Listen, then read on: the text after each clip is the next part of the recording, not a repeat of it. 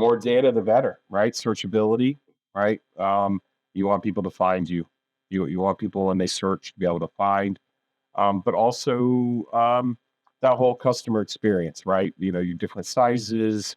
If you have a certain belt, the belt has to be proper size. If you have what it's made of, that way Amazon can put you in all the different types of discovery keywords, as well as the consumer being able to distinguish whether that's the right product for them or not.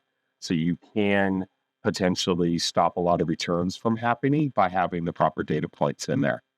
Um, we see this time and time again. Eric, what are some other things that you've seen out there? I've seen one big thing is like if there's certain data points that should have been filled out and you kind of miss them or whatever, Amazon will scrape your listing and then fill in that data point. Oftentimes they're not accurate, so you have to be careful. So when you're on your product detail page, or when you're on Amazon, just kind of pay attention to some stuff, like as you're shopping as a customer on other whatever, or if you're just doing some research, go to some other products that are in your category.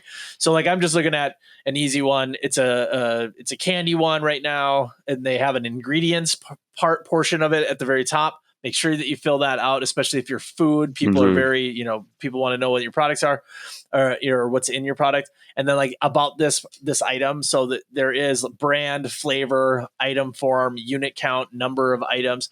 There's so much different information. That information is different depending on the category. And again, if like you go to your product detail page and that data has incorrect just information, can be detrimental, just like what James was saying about how like this is wrong, this can cause a lot of problems.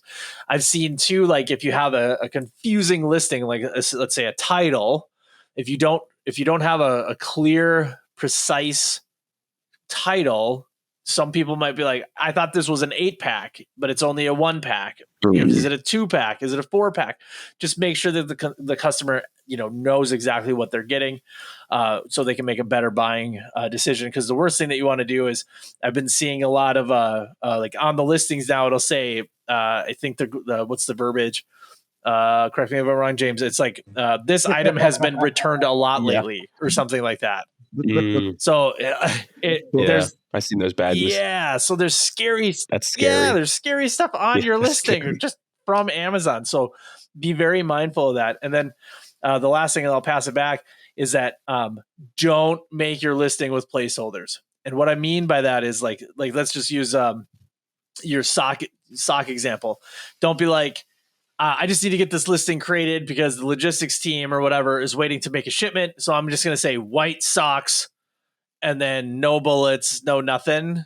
And then later you're like, I'm going to make this listing a little bit better. Now suddenly you have an error. Now there's an error message. Now there's something. Now, I don't know. I'm trying to think of a good example, but we've run into this in the past where, the logistics team was in a hurry, or somebody was in a hurry. It wasn't quite ready yet. And then it got stuck, and it got stuck for months. So always plan ahead, utilize, some forward thinking, get everything set up, plan out your launches. And if you do that and you prep for that on the front end, you're going to have less work on the back end. Even though everybody's like, go, go, go, go. Now you're suddenly 80 hours deep in a case that keeps getting a copy and paste response. So just be mindful of that. So pass it back to one of you guys if anybody has anything else to add to that. So you mentioned also about Amazon auto-populating some of these nodes, just like James, like you mentioned earlier, like they want the most information as possible as well to make sure the customer has the right product in front of them. This is interesting because now your third parties are going to be able to do this as well. So if Amazon says, hey, you don't have enough information on here, enough to meet our standards, we're going to open it up to your third-party sellers. That is also just as scary as that badge we talked a little about earlier. The fact that other brands that only just buy and resell your products are going to be able to actually edit the information on there is very interesting. We talked about this in length on another podcast, but I don't see how this is. I don't know what meeting that Amazon decided this was a good idea, but I don't see this as being any kind of effective, especially because I feel like just like Amazon, auto populating, most of these third parties are going to be able to, they're not going to really give you enough accurate information because they're not the ones making it; they're the ones buying it and selling it. So interesting that that was brought up as well. That was a very, like I said, I don't like it. I don't know what you guys think about that, but I'm not a fan of having the third parties edit your listings. Um, Amazon wants that data, right? They want as much of the data fields filled out. So it's for right now. I think they're trying to force the hand, right? Telling the brands, listen, we're gonna have other three third parties contribute to your listing if you don't do it, right? Because they want those data points. So kind of forcing those brands to make sure that they put on all the proper data points that are in there. Now, Amazon's constantly updating their catalog. Okay, so many different catalog changes. Seems like Q4 is when they update most of it, but um, that's maybe another story. But in some cases, it's an old catalog. I'll give you a prime example. Is we had a natural loafa sponge brand, and it was a sponge, right? But the sponge category is filled with plastic, right? Plastic made type products. So Amazon automatically populated the data field for material.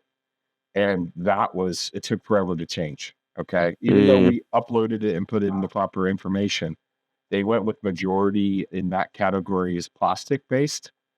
So that was what the default was, and we couldn't change it for the longest time. So they're constantly trying to improve their catalog too.